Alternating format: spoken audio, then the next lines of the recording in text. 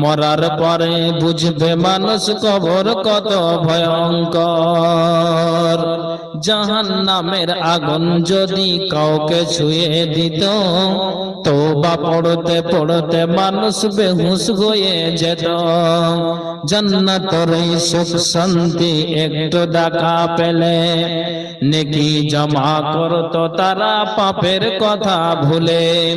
কেউ খারাপ পথে যেত না, হারাম কামাই খেত না, ইবাদতে মাথা ঠুকে আল্লাহর ভয়ে কাঁদত নিরন্তর। মরার পরে বুঝবে মানুষ কবর কত ভয়ঙ্কর। মরার পরে বুঝবে মানুষ কবর কত ভয়ঙ্কর। মানুষ যদি দেখত কারো কবরের আযাব, নিজে তখন মিলাইতো তার জীবনের হিসাব।